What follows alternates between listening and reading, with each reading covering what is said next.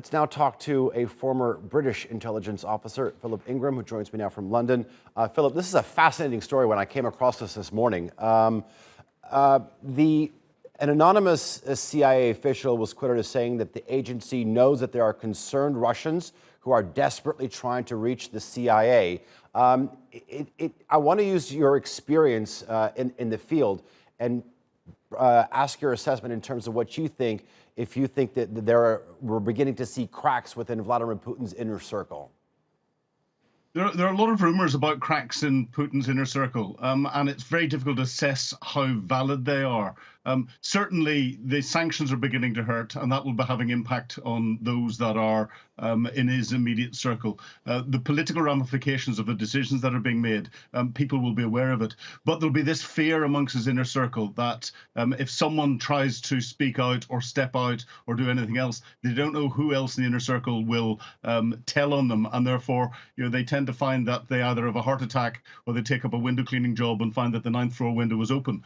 So people are running scared. I think Putin is fairly secure for the time being, but the CIA and their operation to try and get people to talk out is something I would be expecting numerous intelligence organizations to be doing across the globe.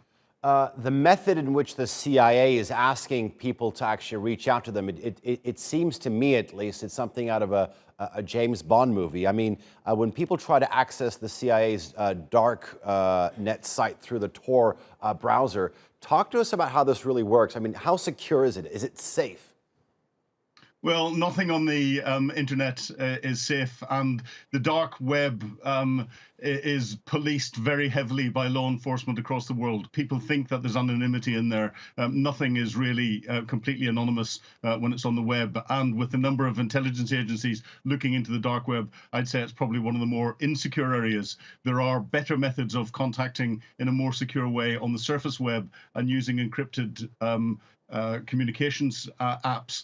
But what the CIA will be doing, as will other intelligence agencies, is using any and every method that they possibly can to try and get a real flavor for what's going on the ground inside Russia and get people who may be disaffected to contact them. So the dark web is one way of doing it. They will almost certainly have contact through WhatsApp and through other communications means. Of course, the CIA are operating out of the US Embassy in Moscow, both overtly and I suspect covertly as well, gaining an understanding of what's going on. I mean, even with the sort of immense capabilities to sort of capture communications or use satellite imagery, talk to us about how critical it is for intelligence agencies to sort of recruit the human aspect of it and to use that information in this type of warfare.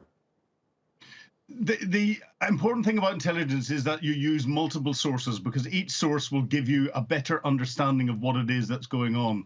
And when it comes to being able to look at the intent and to be able to interrogate someone and you really get inside someone's thinking and psyche to get a proper feel for what's going on the ground, it's very difficult to get that from a photograph.